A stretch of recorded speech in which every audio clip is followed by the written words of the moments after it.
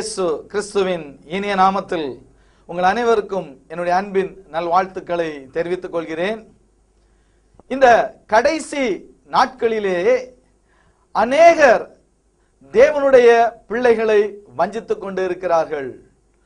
பல வழிகளில் அங்கே தேவனுடைய பிள்ளைகள் வஞ்சிக்கப்பட்டு கொண்டிருப்பதை இந்த நாட்களிலே நாம் பார்த்து கொண்டு இருக்கிறோம்.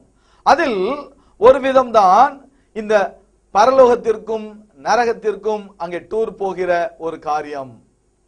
பலர் அங்கே சாட்சியாக அங்கே சொல்லுவார்கள், கர்த்தர் என்னை பரலோகத்தையும் நரகத்தையும் சுற்றி காண்பித்து வந்தார் என்று இன்றைக்கு அடிக்கடி பலர் சொல்லுவதை நாம் கேட்டுக்கொண்டு இருக்கிறோம். இது சாத்தானுடைய ஒரு தந்திரம்.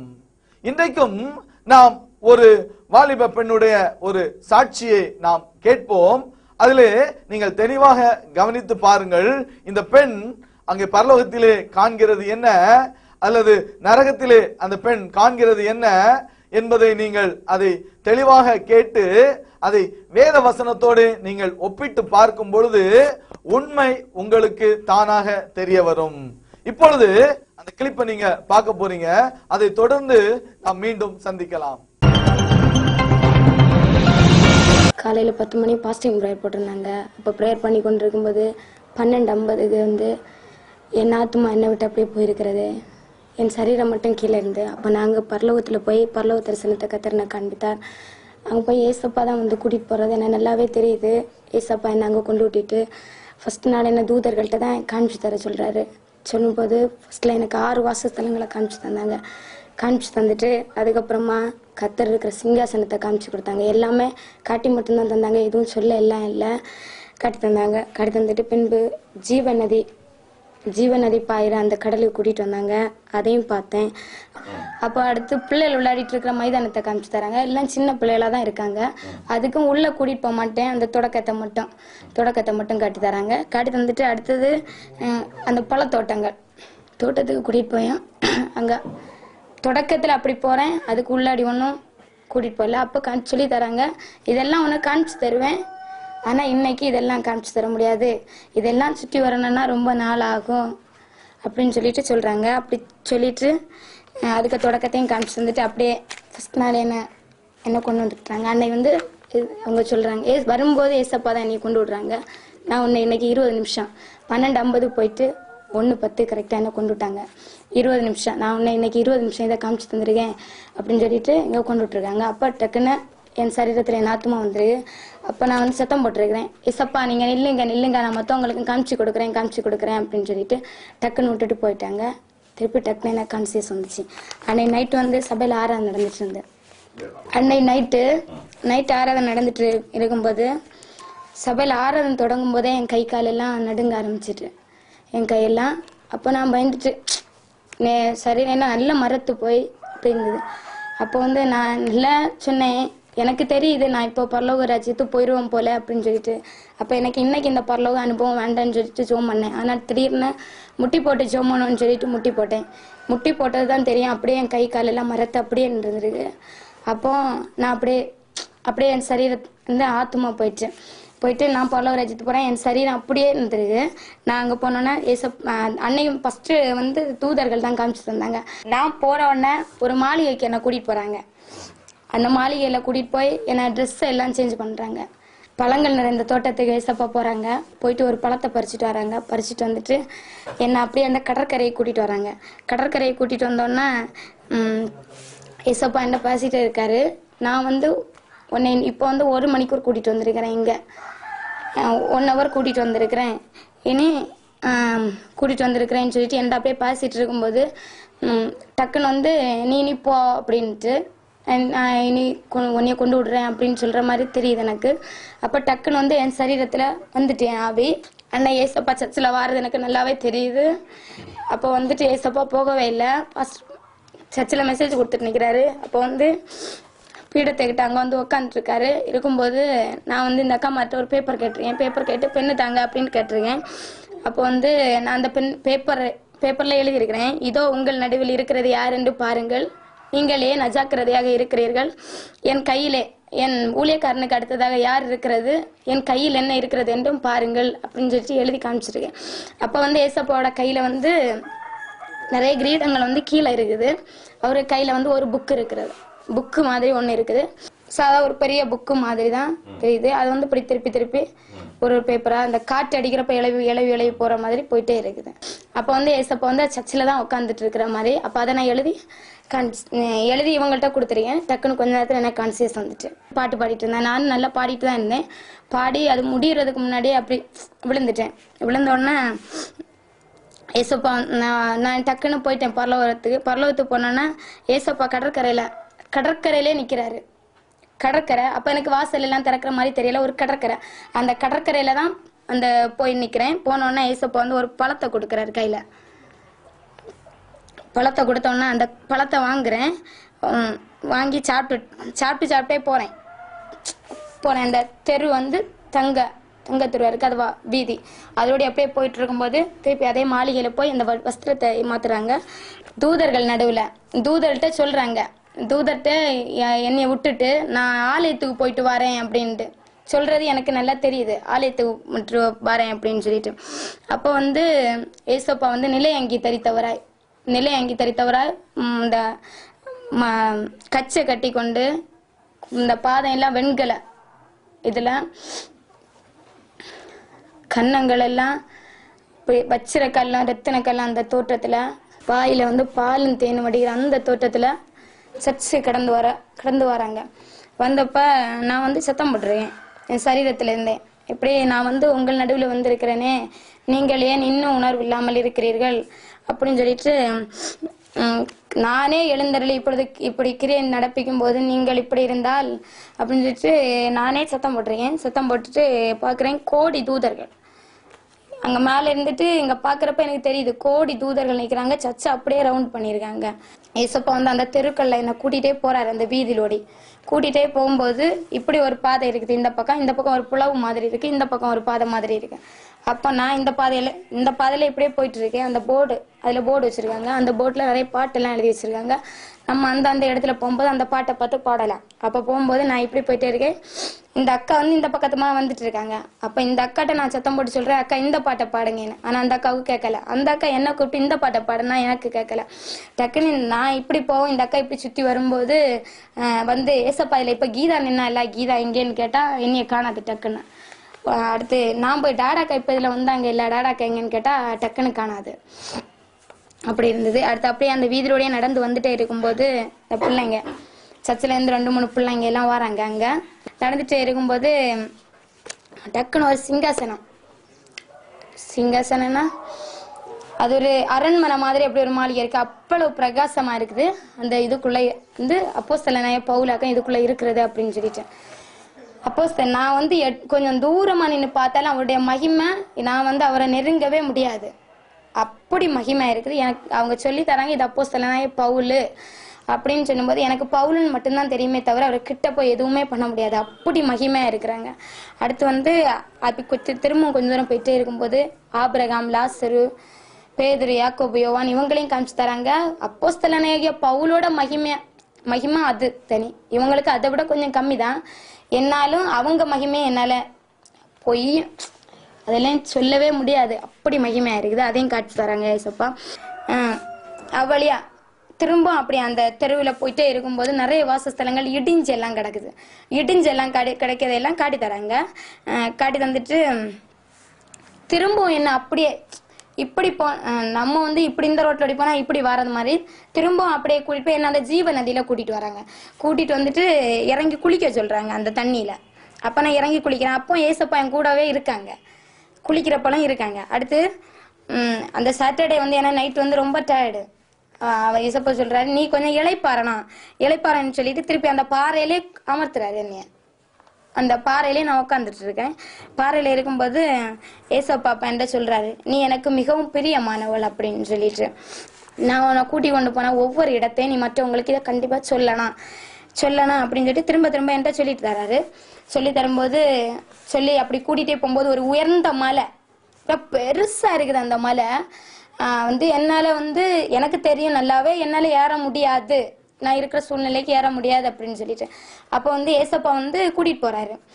கூட்டிட்டு போகும்போது எனக்கு கையை பிடிச்சிட்டாரு. நான் நடந்தேன், அந்த மலைக்கு மேலே ஏறும்போது ஏசப்பா வந்து கையில ஒரு பழம் வச்சிருந்தாரு. ஏற்கனவே ஏன்னா கையில தந்த பழமும் என்கிட்ட இருக்குது, நான் சாப்பிடவே இல்லை.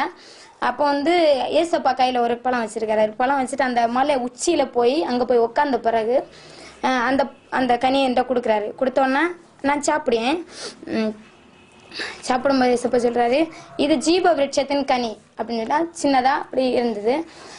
ஜீவ விருட்சத்தின் கனி, இதை வந்து ஜெயம் கொள்ளுகிறவர்கள் தான் இதை புசிப்பாங்க அப்படின்னு சொல்லிட்டு சொல்லி தராங்க. சொல்லி தந்துட்டு ரொம்ப நேரம் கொஞ்ச நேரம் என்ன பரலோகத்து போனா இவ்வளவு இடம் காமிச்சு தரக்கே அவ்வளவு நேரம் ஆகும். கொஞ்ச நேரம் அப்படி இருந்துட்டு இனி போகலாம் அப்படின்னு சொல்லிட்டு, அப்ப எனக்கு நல்லாவே தெரியும் என்னால இந்த பாறையை விட்டு இறங்க முடியாது அப்படின்னு சொல்லிட்டு இறங்க முடியாது அப்படின்னு நினைச்சுட்டு இருக்கும்போதே ஏசப்பா வந்து என்ன அந்த நேரம் தூக்கி கொண்டு விடுறாங்க. அப்போ எப்பவும் வந்து இங்க போறத வந்து என்கிட்ட சொல்லுவாங்க, உன்னைய கொண்டு விட போறேன் அப்படின்ட்டு. அப்ப நான் சத்தம் போடுவேன், என் சரீரத்துல சத்தம் போடுவேன், வேண்டாம் ஏசப்பா நான் போகல அப்படின்னு சத்தம் போடுவேன். அப்ப வந்து அன்னைக்கு அந்த பாறையில இருந்து அந்த மலையில இருந்து என்னை தூக்குனதோட சரி அப்படியே கொண்டு சரீரத்துல விட்டுட்டாங்க. அன்னைக்கு நைட்டு அப்படியே நான் 7:15 போயிட்டு 9:30 என்ன அப்படியே சரீரத்துல வந்தேன் அன்னைக்கு நைட்டு. அடுத்து வந்து சண்டே காலையில வந்து ஆராதனை வர்ஷிப் சண்டே ஆராதனை நடந்துட்டு இருக்கும்போது காலையில 10:20 என்ன திரும்ப ஏசப்பா கூட்டிட்டு போறாங்க. கூட்டிட்டு போயிட்டு அந்த கடற்கரையில போய் சேர்ந்த உடனே டக்கு நான் போறேன். அந்த கடற்கரையில போனோன்னா ஒரு பழம் சின்னதா ஒரு பழத்தை கொடுக்குறாங்க. கொடுத்தோன்னா அதை இதுல சாப்பிடுன்னு சொல்லிட்டு அந்த இதுல உட்கார வைக்கிறாங்க. அந்த இதுல எந்த உட்காந்து சாப்பிட்டுட்டு வா இனி சர்ச்சுக்கு போயிட்டு வருவோம் அப்படின்னு சொல்றாங்க. சொன்னோன்னா டக்குன்னு இப்படி சால்வம் மூடிடுவாங்க. இது என்ன சால்வேன்னு தெரியுதா அப்படின்னு சொல்லிட்டு நான் சொன்னேன் தெரியலையே அப்படின்னு. இதுதான் வைராக்கியத்தின் சால்வா அப்படின்னு சொல்றாரு. சொல்லிட்டு அந்த வைராக்கியத்தின் சால்வை இப்போ எடுத்துட்டு தான் இங்க வாராரு, சர்ச்சு வாராரு. அப்ப வந்து எனக்கு டக்குனு என்னைய கூட்டிட்டு வரேன்னு சொன்னோடனே கான்சியஸ் வந்துச்சு கொஞ்ச நேரத்துல, எனக்கு 20 நிமிஷத்துல. அப்ப வந்து இங்க வந்தோடனே அங்க தீர்க்க தரிசனம் சர்ச்சில் உண்டாயிடுச்சு. நீங்க ஏன் உணர்வு இல்லாம இருக்கிறீங்க அப்படின்னு சொல்லிட்டு சபையில பிள்ளைங்க தீர்க்க தரிசனம் சொல்லிடுறாங்க. அப்ப ஏசப்ப வந்து சர்ச்சில் வந்து வைராக்கியத்தின் சால்வை தான் என்னை போட்டிட்டு வந்தாரு. வந்து ஜனங்கள் வந்து ஆராதனைக்கிறது வந்து சரியில்லை அப்படின்னு சொல்லிட்டு எச்சரித்துட்டு திரும்பவும் கூட்டிட்டு போயிட்டு ஏசப்பா என்னங்க கூட்டிட்டு போறாங்க. கூட்டிட்டு போயிட்டு அன்னைக்கு புதிய பூமியை பாக்குறேன். அப்ப புதிய எருசலேம் வழியா கூட்டிட்டு போறாங்க. அதுக்குள்ள வழி கிடக்குது, அந்த புதிய எருசலேம்னு எழுதியிருக்கு, அதுக்குள்ள வழி கிடக்குது. அப்ப அந்த அது வந்து தங்கமா தான் இருக்குது. அதுக்குள்ளோட அப்படியே கூட்டிட்டு போறாங்க. ஒரு வீட்டுல வந்து கொஞ்சம் ஜனங்கள் இருக்காங்க. அவங்க வந்து அங்க பரலோக ராஜ்யத்துல போன வந்து ஆராதனையும் பாடலும் துதி இல்லை எப்பவுமே. அப்போ அங்க போன அந்த ஜனங்கள் வந்து ஆராதிக்கவும் இல்லை, ஒண்ணுமே பண்ணல, அப்படி இருந்துட்டே இருக்காங்க. அப்போ நான் கேக்குறேன் இந்த ஜனங்கள் இப்படி இருக்காங்க ஏசப்பா அப்படின்னு சொல்லிட்டு. அப்பா ஏசப்பா சொல்றாரு, இந்த ஜனங்கள் எல்லாம் இன்னும் நியாயம் தீர்க்கப்படாதவங்க அப்படின்னு சொல்றாங்க. அப்படி அந்த பாதை வழியா கூட்டிட்டு போகும்போது நான் வந்து எங்க ஊழியக்காரனோட வீடை பார்க்கணும்னு வாஞ்சித்தேன். அப்ப வந்து ஏசப்பாட சொன்னேன் அப்ப வந்து சொல்றாரு ஏசப்பா வந்து என் ஊழியக்காரனோட மகிமையை நான் வந்து யாருக்கும் கொடுக்க மாட்டேன், என்னோட ஊழியக்காரனோட மகிமையை யாருக்கு நான் கொடுக்க மாட்டேன்னு சொல்லிட்டு காட்டியே தரல வீட. இப்ப அந்த பாதை வழியா அப்படியே நடந்துட்டே போகும்போது 12 கற்களால ஒரு வீடு இருக்கு. அந்த வீடை பார்த்தோடனே அப்படி நான் வந்து எனக்கு ஒரு அதிர்ச்சி மாதிரி வந்துச்சு. வந்தோடனே ஏசப்பா இது யாரோட வீடு இப்படி இருக்குது அப்படின்னு சொல்லிட்டு கேட்கிறேன். கேட்டோடனே இது சொல்லவே இல்லை, ரொம்ப வாஞ்சிக்கிறேன், சொல்லவே இல்லை, என்னால அழுறேன் கேட்டு. அப்போ ஏசப்பா சொல்றாரு, இது வந்து உன்னோட ஊழியக்காரனோட வீடு தான் அப்படின்னு சொல்லிட்டு சொல்றாரு, இந்த வீடு மட்டும் நான் நீ நினைக்கிற, அவனுக்காக எத்தனை துருத்தி வச்சிருக்கிறேன் அப்படின்னு சொல்லிட்டு, இந்த துருத்தி மட்டும் நான் நினைக்கிறேனே, கிரீடமே ஒரு கிரீடம் அவனுக்கு வச்சிருக்கிறேன் அப்படின்னு சொல்லிட்டு சொல்றாங்க. சொல்லிட்டு திரும்ப என்ன அப்படியே கூட்டிட்டு போறாங்க. ஆனா வந்து அந்த வீட்டுல வந்து அப்படி பக்கத்துல இருக்க வீடையெல்லாம் அந்த நம்ம வந்து எப்படி பெயிண்ட் அடிப்போமோ அது மாதிரி ஒரு இதுல இந்த பொண்ணு அடிக்கிற மாதிரி எனக்கு தெரியுது. அப்ப வந்து இந்த கற்களை மேல அந்த பொண்ணு அடிச்சுட்டாங்கன்னா எவ்வளவு பழிச்சிடும், அது மாதிரி அடிச்சுட்டே நிக்கிறாங்க. அப்ப திருப்பி வந்து அந்த பாதை வழி அப்படியே கூட்டிட்டு போகும்போது இதே மாதிரி இந்த கற்கள் வச்சு பின்னாடி பக்கமும் இருக்குது. அப்ப நான் கேக்குறேன், இங்க பார்த்த வீடு மாதிரி தானே இருக்கு, இது யாரோட வீடு அப்படின்னு. இது யாரோட வீடுன்னு நான் கேக்குறேன், இதுவும் ஊழியக்காரனோட வீடு தான், அது முன் பக்கம் இது பின் பக்கம் அப்படின்னு சொல்ற மாதிரி இருக்கு.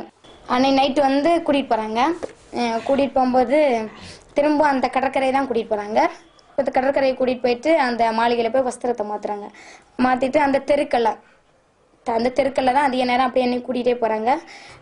என்னை திருப்பி அந்த அன்னைக்கு வேறு எதுவும் காட்டி தரல, என்னையை திருப்பி கொண்டு அப்படியே சரீரத்தில் என் ஆத்மா வந்துட்டு. அவ்வளோ அந்த அன்னை வந்து 7:40 போயிட்டு 9:20 நான் வந்துட்டேன். அடுத்து மண்டே அன்னைக்கு வந்து காலையில் ஆராதனை இல்லை, நைட்டு ஆராதனையில் வந்து நான் வாஞ்சிக்கவே இல்லை, பரலோக ராஜ்யத்துக்கு நான் போகணும் அப்படின்னு சொல்லிட்டு வாஞ்சிக்கவே இல்லை. அப்போ வந்து ஏசப்பா என்ன கூட்டிகிட்டு போகிறாரு. கூட்டிகிட்டு போனோன்னா டக்குன்னு போனோன்னா ஒரு வாசஸ்தலத்தை தான் காமிச்சு தராரு. கடற்கரை போகிறேன், கூட்டிகிட்டு போயிட்டு வஸ்திரத்தை மாட்டியாச்சு வாசஸ்தலத்தை. அந்த வாசஸ்தலம் வந்து அப்போ புதுசாக கட்டுனது போல இருக்குது, ஆனால் ஒரு பக்கம் கட்டலை. ஒரு பக்கம் கட்டாத்தோன்னா அது வந்து இங்கே ரின்சின்னு சொல்லிட்டு ஒரு பிள்ளையோட அம்மா எங்கள் சர்ச்சில் வந்திருந்தாங்க. அப்போ அவங்க வந்து இங்கே சர்ச்சு ஒழுங்காக வந்துட்டு இருந்தவங்க சண்டே ஆராதனை வந்து சிஎஸ்ஐ சர்ச்சுக்கு போயிருக்காங்க. அப்போ வந்து சமீபத்தில் இருந்த அன்பு கூட இவ என் மேலே வச்சிருக்கல, இதனால தான் இது இப்படி இருக்குன்னு சொல்லிட்டு அவள்கிட்ட போய் சொல்லு அப்படின்னு சொல்லிட்டு என்ன அனுப்புறாங்க. அப்போ வந்து என்னோட ஆத்மா என்னை விட்டு போயாச்சுன்னா என் சரீரம் செத்த மாதிரி ஆயிரும். எனக்கு டக்குன்னு எழும்பி அவங்கள்ட்ட போய் சொல்ல முடியாது. அப்போ எனக்கு கொஞ்ச நேரத்தில் கான்சியஸ் வந்துச்சு. அப்போ வந்து நான் எழும்பி இருந்தபோது தீர்க்க தரிசன வார்த்தை வந்துச்சு. அப்போ நான் அவங்களுக்கு வார்த்தையை சொன்னேன். வார்த்தையை சொல்லிட்டு கொஞ்ச நேரத்தில் திருப்பி அப்படியே எனக்கு இதாயிட்டு நான் திரும்பவும் போகிறேன். என்னை ஏசப்பா கூட்டிகிட்டு போகிறாரு. கூட்டிகிட்டு போகும்போது அந்த ஜீவ நதி ஓரமாக என்னை நடத்துகிறப்ப அந்த சைடில் ஒரு மரம் இருக்குது. அந்த மரத்தை காமிச்சு தராரு. காமிச்சு தந்துட்டு வந்து சொல்கிறாரு, அது வந்து கட்டையா அதில் இருக்குது, ஒரு துண்டு பழத்தை எடுத்து வந்துட்டு இது வந்து 12 விதமான கனிகளாக தரும் அப்படின்னு சொல்கிறாரு. நீ இனி போய் என் ஊழியக்காரனுக்கு இப்படி ஒரு மகிமை ஏசப்பா பரலோக ராஜ்யத்தில் வச்சிருக்கிறேன்னு சொல்லிட்டு எல்லா ஜனங்களுக்கும் சொல்லணும் அப்படின்னு சொல்லிட்டு என்ன அனுப்பி விட்டாரு. கிறிஸ்துவுக்கு பிரியமானவர்களே, இப்பொழுது நீங்கள் இந்த ஒரு சகோதரியின் சாட்சியை நீங்கள் கேட்டீர்கள். அது பரலோகத்திலே அங்கே பார்த்த காரியங்களை குறித்து உங்களோடு அவள் பகிர்ந்து கொண்டாள். கொஞ்சம் நம்ம சிந்தித்து பார்க்க வேண்டும். வேத வசனங்களை ஒப்பிட்டு பார்க்க வேண்டும். வேதம் என்ன சொல்கிறது? அங்கே புசிப்பும் குடிப்பும் அங்கே தேவனுடைய ராஜ்யத்தில் இல்லை. ஆனா இந்த சகோதரி அங்க போய் அந்த பழம் சாப்பிட்டேன், இந்த பழம் சாப்பிட்டேன், இந்த பழத்தை சாப்பிட கொடுத்தாங்க, அந்த பழத்தை சாப்பிட கொடுத்தாங்க அப்படின்னு சொல்லி அங்கே கலர் கலரா அங்க கதை விடுறத நாம் பார்க்கிறோம். வேத வசனம் அங்கே தெளிவாக சொல்கிறது, அங்கே பரலோக ராஜ்யத்திலே கொள்வனையும் கொடுப்பனையும் இல்லை என்று. இயேசு கிறிஸ்துவினிடத்திலே அங்கே ஏட்டிக்கு போட்டியாக அங்கே சதுசேயர்கள் கேள்வி கேட்கிறார்கள். அப்பொழுது அங்கே இயேசு கிறிஸ்து அங்கே தெளிவாக சொல்லுகிறார், அங்கே கொள்வனையும் கொடுப்பனையும் இல்லை, அங்கே நாம் எல்லாரும் அங்கே தேவதூதர்களை போன்று இருப்போம் என்று. ஆனால் இங்க இந்த பிள்ளையோட அந்த சாட்சியை நாம கேட்கும் பொழுது அது என்ன சொல்லுது? அங்கே பரலோகத்துக்கு போச்சுதான், அங்க போய் குளிக்க போறதுக்கு முன்னாடி அங்க ட்ரெஸ்ஸை மாத்துறாங்களாம், அல்லது அந்த மாளிகைக்கு போகும்போது அங்க ட்ரெஸ்ஸை மாத்துறாங்களாம், அடிக்கடி அங்க ட்ரெஸ்ஸை மாத்தி மாத்தி மாத்தி ஒவ்வொரு இடத்துக்காக கூட்டிட்டு போறாங்களாம். எனக்கு அருமையான தேவனுடைய பிள்ளைகளே, நாம் மிகவும் எச்சரிக்கையாக இருக்க வேண்டும். பரலோகத்துல அங்க இந்த கல்லுனால செய்யப்பட்ட வீடுகள் இருக்கிறது, அதுல கவரிங் அடிக்கிறது போன்று அங்க தங்க மூலம் பூசுகிறார்கள். இப்படியெல்லாம் அவங்க கற்பனை பண்ணி நாம் சொல்கிறத நாம் பார்க்கிறோம். பிரியமானவர்களே, அதாவது அங்க வீடு இல்ல, அதனால உங்க நகையை கலத்துங்க, உங்க நகையை கலத்துனாதான், நீங்க கலத்தி காணிக்க போட்டாதான் அங்க வீடு இருக்கும், இப்படின்னு சொல்றதெல்லாம் நீங்க தயவு செய்து நம்பாதீங்க. ஏன்னா அவர்கள் அங்கே பித்தலாட்டம் பண்ணி திருடர்கள் இன்றைக்கு பாஸ்டர்கள் என்கின்ற போர்வையில் நுழைந்து, அதாவது வாலிப பிள்ளைகளையும் மற்ற பெரிய பெண்களையும் ஏமாற்றி நகைகளை பறிப்பதற்காக ஒரு தந்திரம் தான் இந்த பரலோக ராஜ்யத்துல வீடு இல்ல அப்படின்னு சொல்றது. பிரியமானவர்களே, அதாவது சுய வெறுப்பின் அடிப்படையில் இன்றைக்கு அநேகர் நகைகளை வெறுத்து அவர்கள் கலச்சி வைக்கலாம், அதில் தவறு இல்லை. ஆனால் பரலோகத்திலே உங்களுக்கு இடமில்லை, பரலோகத்திலே உங்களுக்கு வீடு இல்லை, அங்கே வீடு இடிந்து கிடக்கிறது, இப்படியெல்லாம் சொல்லி பயமுறுத்தி பிரெயின் வாஷ் பண்ணி மற்றவர்களை அங்கே நகைகளை கழற்றி அதை காணிக்கை பெட்டியிலே போட வைப்பது பித்தலாட்டம். தயவு செய்து வாலிப பிள்ளைகளே, பெரியவர்களே, நாம் மிகவும் எச்சரிக்கையாக இருக்க வேண்டும். அடுத்து, இந்த பரலோகத்திற்கும் நரகத்திற்கும் அடிக்கடி போய்கொண்டு வந்து கொண்டு இருக்கிற இந்த பிள்ளைகள் அவங்க என்ன சொல்றாங்கன்னா, தீர்க்க தரிசனம் சொல்ல ஆரம்பிச்சிடுறாங்க. அதாவது அதெல்லாம் கள்ள தீர்க்க தரிசனங்கள். பாருங்களேன், சிஎஸ்ஐ சர்ச்சுக்கு போறவங்க மிரட்டி அவங்களுடைய சபைக்கு வர வைக்கிறது எவ்வளவு ஒரு தவறான ஒரு காரியம் பாருங்களேன். அதாவது தேவனை அறியாத ஜனங்களிடத்திலே போய் நீ சுவிசேஷம் அறிவித்து அவர்களை சபையிலே சேர்க்க வேண்டும். அதை விட்டுட்டு அடுத்த சபையில உள்ளவங்களை சபைக்கு வரவழைச்சு அங்க வந்து இந்த மாதிரி பரலோகத்துக்கும் நரகத்திற்கும் போயிட்டு வர்றவங்களை வச்சு அவங்கள தீர்க்க தரிசனம் என்கின்ற போர்வையிலே அவர்களை பயமுறுத்தி சபைகளிலே அங்கே சேர்ப்பது அபத்தமான ஒரு காரியம். அதெல்லாம் தயவு செய்து நீங்க நம்பாதீங்க. இப்படிப்பட்ட தீர்க்க தரிசனங்களை நீங்க தயவு செய்து நம்பாதீங்க. பாருங்களேன், சில பிள்ளைங்க அதாவது நகைகளை கலற்றுவதற்கு இவங்க மூலமா தீர்க்க தரிசனம் சொல்ல வைப்பது. இவங்க தீர்க்க தரிசனம் சொல்லி கர்த்தர் உங்க மேல ரொம்ப கோபமா இருக்கிறாரு, நீங்க நகை போட்டிருக்கீங்க, அதை நீங்க கழுத்தணும், அப்பதான் கர்த்தர் உங்க மேல அவர் பிரியமா இருக்க போறாரு அப்படின்னு சொல்லி இவங்க தீர்க்க தரிசனமா சொல்றது. இந்த மாதிரி இதெல்லாம் வந்து சுயநலத்திற்காக சில பாஸ்டர்கள் என்கின்ற போர்வையில் இருக்கிற சில கயவர்கள் செய்கின்ற பித்தலாட்டம். எனக்கு அருமையான தேவனுடைய பிள்ளைகளே, தயவு செய்து இந்த மாதிரி காரியங்களை, இந்த மாதிரி தீர்க்க தரிசனங்களை நீங்க நம்பி ஏமாந்து விடாதீங்க. ஏன்னா கடைசி நாட்களிலே இப்படித்தான் சாத்தான் பலரை பயன்படுத்தி தேவனுடைய பிள்ளைகளை தெரிந்து கொள்ளப்பட்டவர்களை கூட அவன் வஞ்சித்து விடுவான். அடுத்து நீங்க நல்லா கவனிச்சிருந்தீங்கன்னா அங்க தெரியும், அதாவது ஆபிரகாம் இவங்களெல்லாம் விட அங்கே பவுலுக்குன்னு ஒரு பயங்கரமான ஒரு மகிமையான ஒரு இடத்தை அங்க தேவன் வைத்திருக்கிறாராம். அதாவது பரலோக ராஜ்யத்துல அங்க வித்தியாசமான இடங்களை வைத்திருக்கிறாராம். அதை விட மிகவும் ஒரு மகிமையான ஒரு ஸ்தலத்தை இந்த சகோதரின் பாஸ்டருக்கு வைத்திருக்கிறாராம். அதாவது ஊழியக்காரங்களுக்கு வச்சிருக்கிறாங்களாம் அப்படின்னு சொல்லி அவர்கள் மற்றவர்களை ஏமாற்றுகிறார்கள்.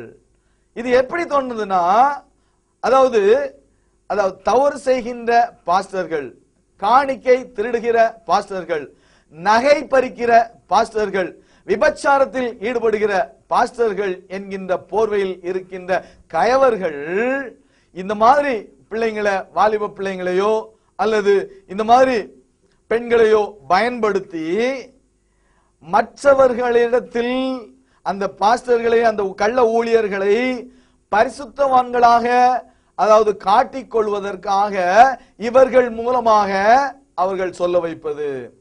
பாஸ்டருக்கு ஏதோ துருத்திலாம் வச்சிருக்காங்களாம், அது என்னன்னே தெரியல, அது எப்படி இருக்கும் என்ன யாதுன்னு. ஆனா இந்த சகோதரி அப்படி எல்லாம் ஒண்ணு சொல்றாங்க. ஆனா இயேசு கிறிஸ்துவை அவர்கள் அங்க வர்ணிக்கும் பொழுது அங்க என்னமோ ஒரு படுபயங்கரமான ஒரு பிசாச வர்ணிச்சது மாதிரி அந்த அந்த பொண்ணு சொல்றத நாம் பார்க்கிறோம். அதாவது வெண்கலமா காலு, வாயிலெல்லாம் பயங்கரமா நுரதளி என்னெல்லாமோ ஒரு அலங்கோரமாக அதை வர்ணிக்குது. ஆனா ஊழியக்காரருடைய வீடுகள், ஊழியக்காரர்கள் அப்படின்னு சொல்லி இவங்கள பரிசுத்தமா காட்டுவதற்காக இவர்கள் நடத்துகின்ற நாடகம். அதனால தயவு செய்து ஏமாந்துறாங்க. நீங்க அதை தெளிவா கவனிச்சீங்கன்னா அந்த பிள்ளைங்க அந்த நோட்ஸ் எழுதி வாசிக்கும். அதாவது இந்த பிள்ளைங்க பரலோகத்துக்கு போகும்பொழுது அந்த நோட்டும் பெண்ணும் கொண்டு போயிருப்பாங்கன்னு நினைக்கிறீங்களா? நிச்சயமா இல்ல. அதாவது இந்த பிள்ளைகளை வைத்து யாரோ அவர்கள் மூலமாக ஆதாயம் பெறுகிறார்கள் என்றுதானே அர்த்தம்.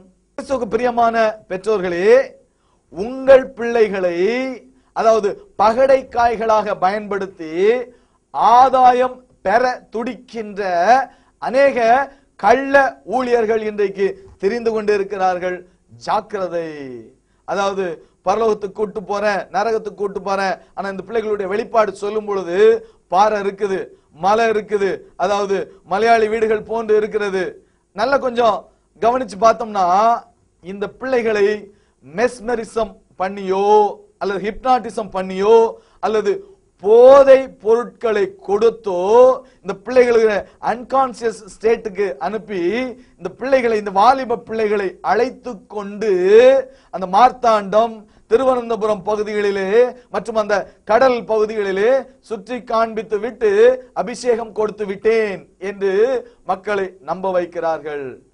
எனக்கு அருமையான தேவனுடைய பிள்ளைகளே, அதாவது சொல்லுவதற்கு வேதனையாக இருக்கிறது, ஆனால் என்னால் சொல்லாமல் இருக்க முடியவில்லை.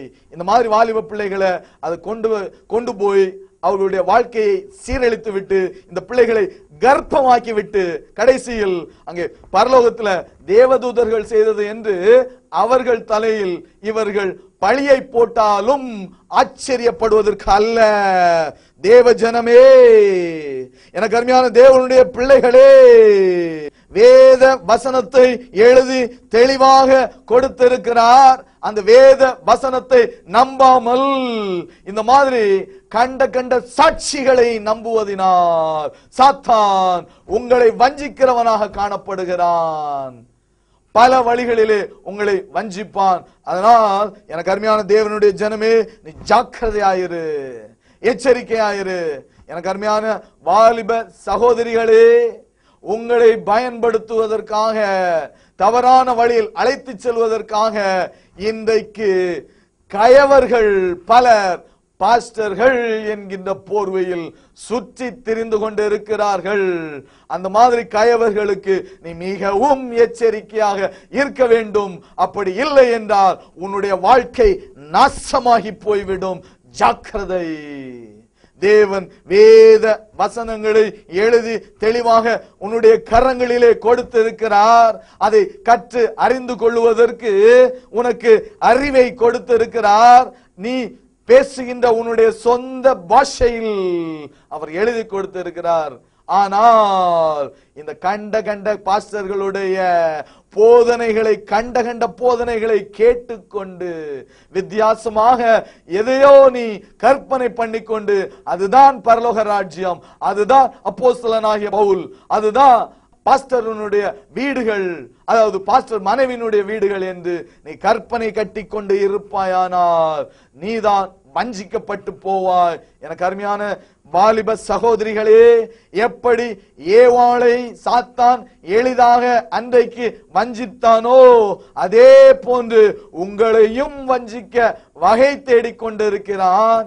ஆனால் நீயோ வேத வசனத்தை அறிந்து கொள்ளாவிட்டால் அல்லது எப்பொழுது கற்றாலும் அங்கே தேவனை பற்றி அறிகிற அறிவிலே நீ அங்கே வளரவில்லை என்றால் இப்படிப்பட்ட நயவஞ்சகர்களிடம் நீ சிக்கி தவித்தே ஆக வேண்டும். உன்னுடைய வாழ்க்கை சீரழிந்து போகும். ஜாக்கிரதை வாலிப சகோதரியே.